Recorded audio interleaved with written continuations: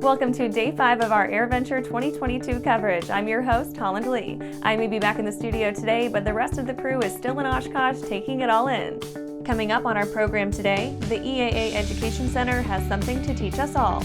Tempest Aero storms Oshkosh with an extensive product line. HART FLYING looks out for aviation's next generation.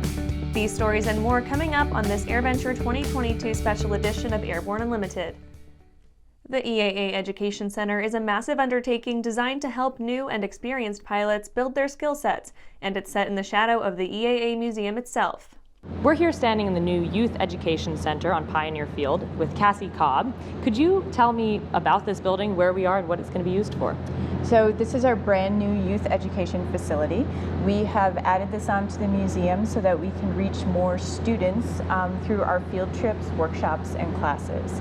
We have 5 permanent labs. We have 4 collapsible classrooms that we can take up or put down whenever we need. And in our lab spaces, we're able to take our field trips kind of to the next level.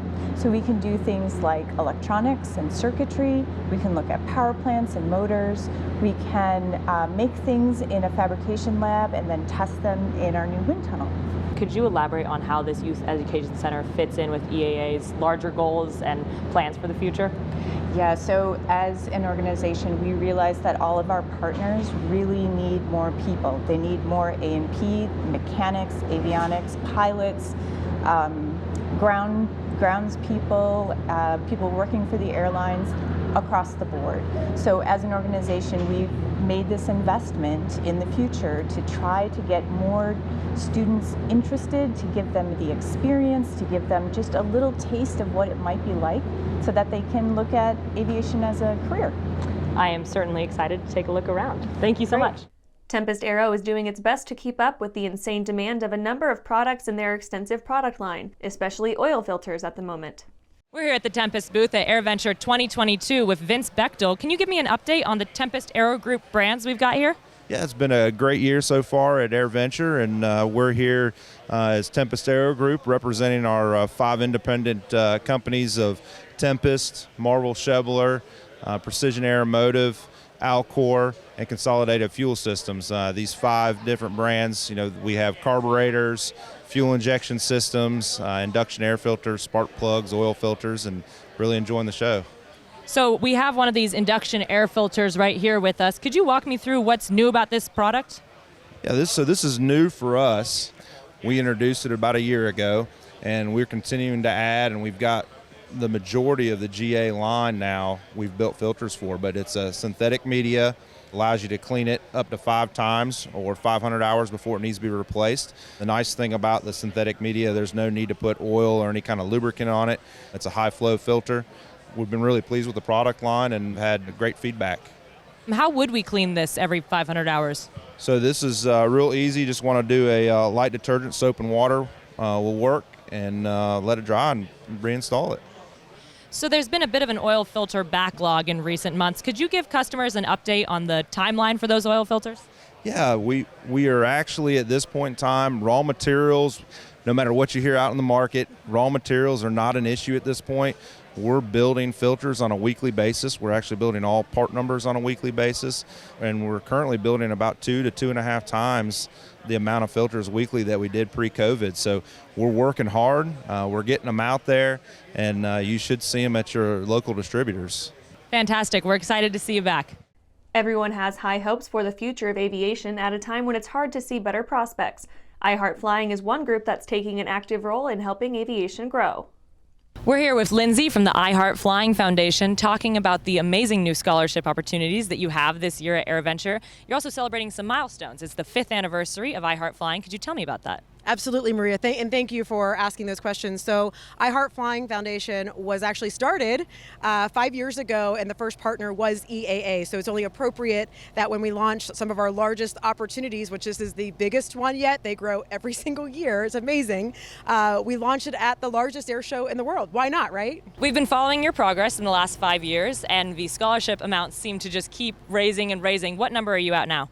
Well, after this award that we have coming in the fall, we will have provided over $150,000 in scholarship awards, pilot training supplies, and industry packages. That's fantastic. A lot of happy scholarship recipients, no doubt. Could you tell me about this year's scholarship application, timeline, and partners? So this year's scholarship opportunity the theme is called the Industry Connect Scholarship Opportunity.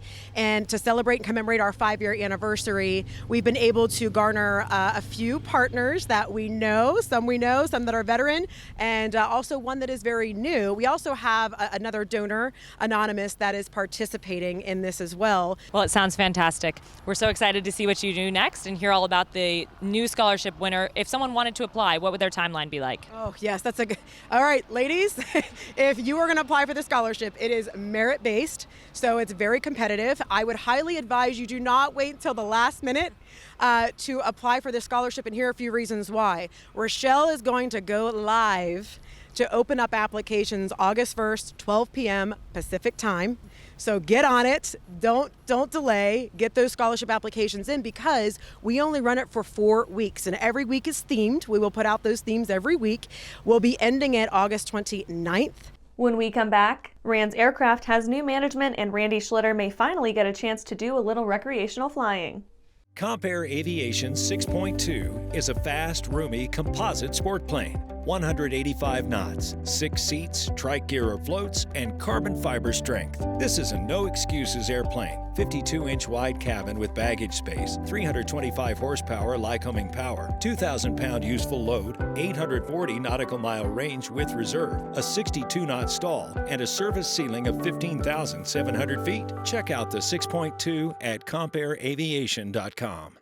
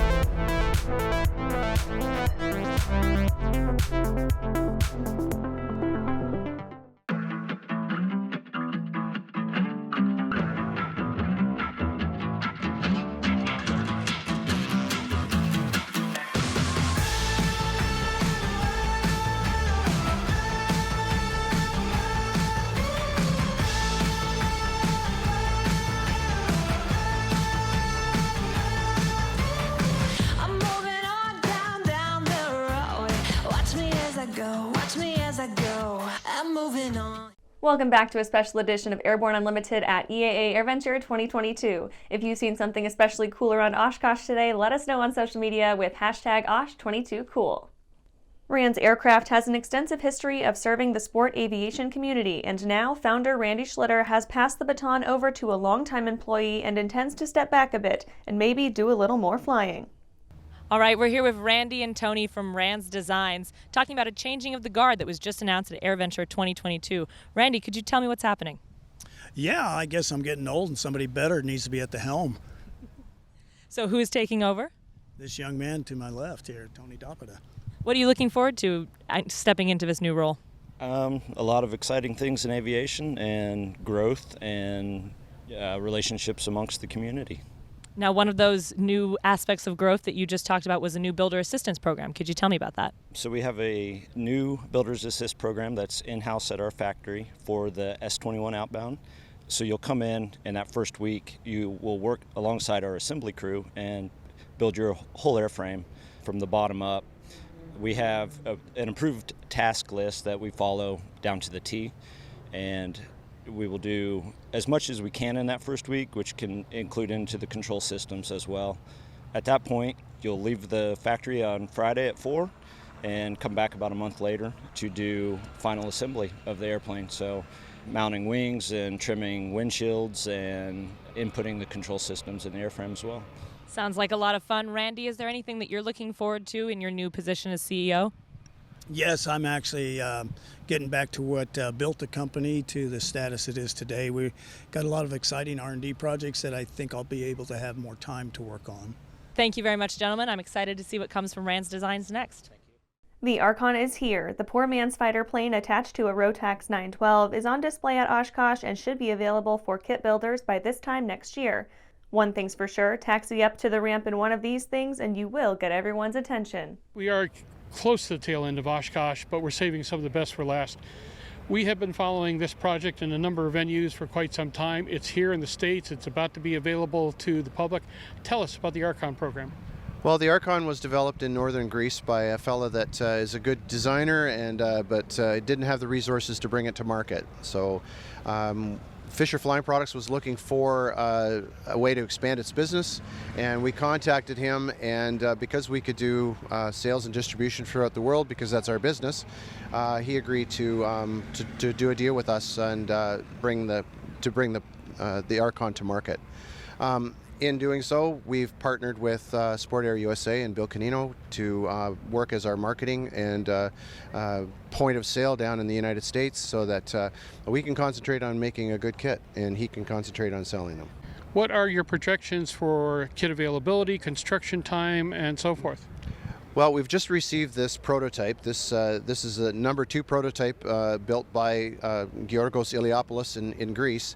It has 400 hours on it with a 40 horsepower motor, and so our job is to take this unit and his data and create the parametric modeling necessary to bring a proper aluminum kit to market. There's high expectations in the kit market these days, and when people receive a kit, they like to get great information and great drawings, so it's very easy to assemble.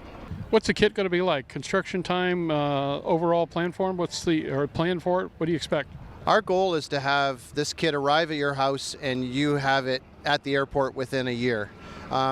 I've built my own airplane. I know it took a long time. We're only going to be offering it as a quick build or a super quick build kit. We'll be, going through the 51% checklist and making sure that we do everything possible for the customer that we can, so that their build time is very low. One of the many awe-inspiring parts of AirVenture each year is the Warbird area, where countless hours of tedious restoration are on display. We caught up with the crew restoring a B-25 named Sandbar Mitchell to get an update on their progress and find out about one of their unique fundraising opportunities. Our goal is to have Sandbar Mitchell on its landing gear by 2025, and we're on track to do that. So basically, the center section was one of the biggest pieces that we brought back from Alaska. A lot of the other parts of the aircraft that were damaged and pieces cut off. Over the years, we actually received a lot of that back, and parts from the original glass nose have been, incorporated into our restored glass nose. Same thing with the forward fuselage, aft fuselage, etc. We're on track for 2025 as long as we can continue to get the support. Speaking of the center section, a critical component of that is you're replacing parts, but you figured out an interesting way to recycle them. So, and Logan, you could kind of lead us through this because your mom has a big part of this. Yes, so my mother, she's our director of arts and graphic design at the museum, and we are using these panels that we can, sell off from you, and these came from the airplane, and they're all hand painted. And this is Flash Gordon's girlfriend, which was the official squadron art for the 488th. We had lots of little pieces, but now we're just down to the big ones here. So get them while you can. And this is all stuff from Sandbar's center section that failed inspection for either damage from the landing accident or actually from corrosion, because people did cut into the aircraft, which allowed moisture to get into the center section. So we thought what a better way than to fundraise is to basically make these panels and let someone actually have a piece of a B-25 with some really unique art. And 100% of it goes to help fund the restoration of Sandbar Mitchell. One of the most stunning areas of AirVenture is the gathering of much-loved historic aircraft that gather in the vintage aircraft area. Planes from throughout history gather there, and if you listen carefully, you can almost hear the stories they have to tell of a lifetime of service to general aviation. Take a look for yourself.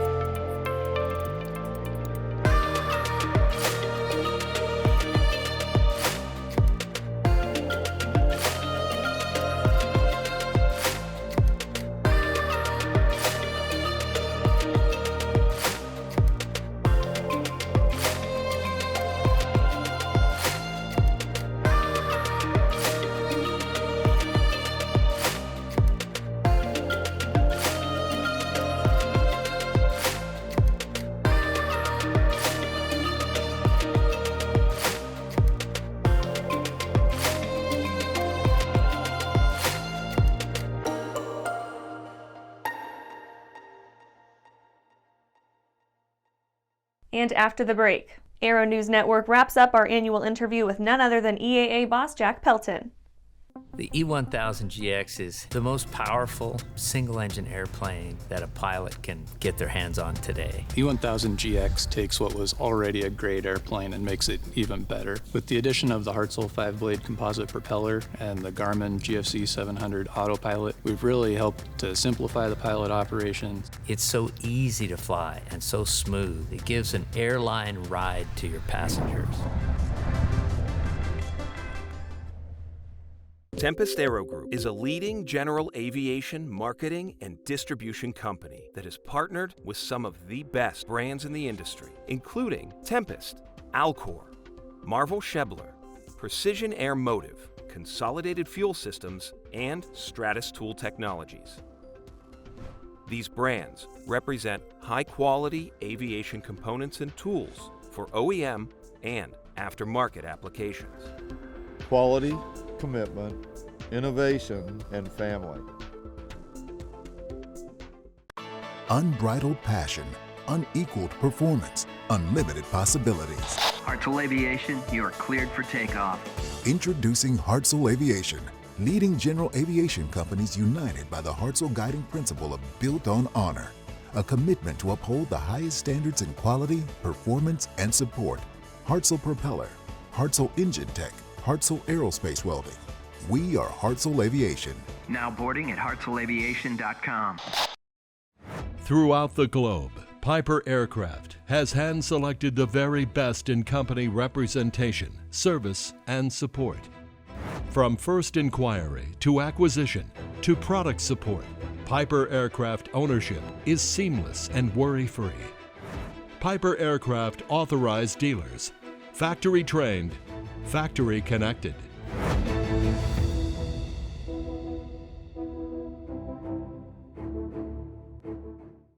Every year before AirVenture, we sit down with EAA boss Jack Pelton to discuss the week ahead. In our last segment with Jack, we talk about the future of unleaded fuels and how we're likely to power our piston aircraft at some point in the future.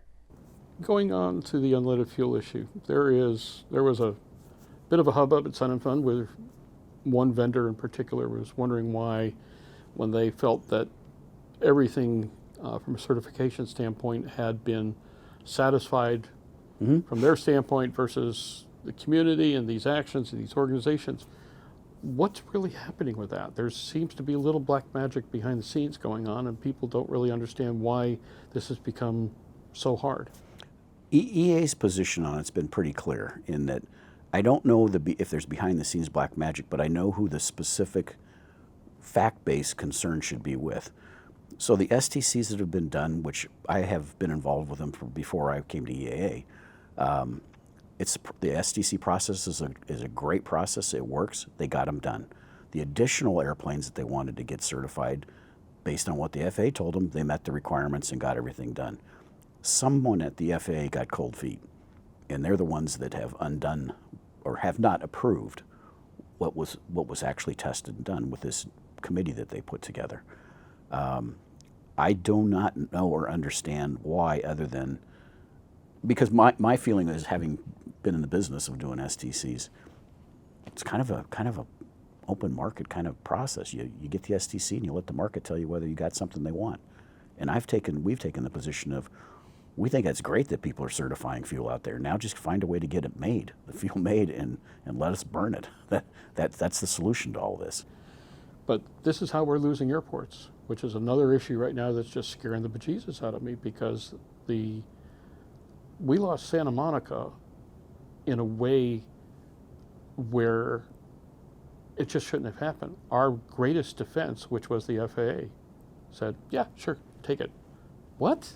Really? I mean, we were shocked at this, and it's in the process of happening again. Reed Hillview, they pulled a similar after Dixon left office as the administrator, who committed to making sure that they would continue to have leaded fuel there. There were grants, educational grants, given to Reed Hillview from the FAA, as what I'm told, and they kind of turned their back to saying, we're not going to we're not going to ensure that you have 100 low lead, but here's some educational money and do something with that. And it's like, that's something that has to be, and again, it has to be legislated. we can't lose any more, because trying to build a new one is nigh on to right hand of God. But we've got to get a fuel produced.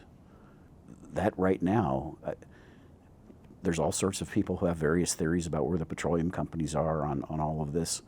Unfortunately, they do dictate the abilities, and they also dictate the transportation of the fuel to the airports, because they're part of that supply chain.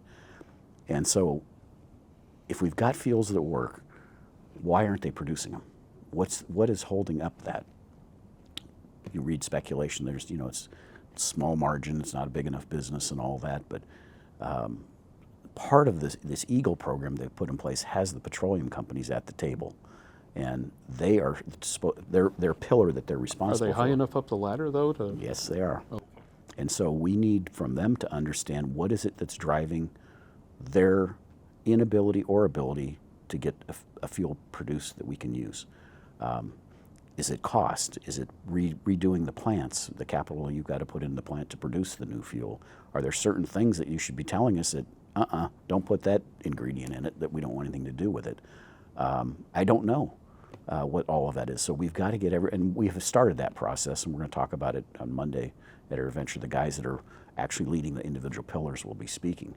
But if we can't get, like I said earlier with the association, everybody around the table and understanding the limitations of limitations or barriers and get those resolved, we're going to be stuck in this quandary with no 100 low lead at some point in time. Is the state of leadership among the associations at a point where you think there's going to be the cooperation you need? There's some questions right now about who's doing this and whether this organization's out for themselves and yada, yada, yada. But if somebody's in the middle of this fracas, kind word for it. Yeah, goat rope. How are we doing, boss? It's the constituents that they represent that I want to hear from. I want to know what is it that Lycoming needs, or Continental needs, or Textron Aviation needs to be comfortable with what it's going to take to put a new fuel into their airplanes. Because they're going to have to make that decision. Because at some point, if they don't, there isn't going to be fuel. And if I'm sitting in one of those seats, I watch my business absolutely go away. So we've got to understand all of that. And that's our show for today. If you're watching us on YouTube, please remember to subscribe and check us out on Facebook and Twitter. You can get real-time 24/7 coverage of all the latest aviation news at aero-news.net. We'll be taking a short break next week, but our regular Airborne programming will start again on Wednesday. Thanks again for hanging out with us at Oshkosh 2022 this week. We'll see you again next year.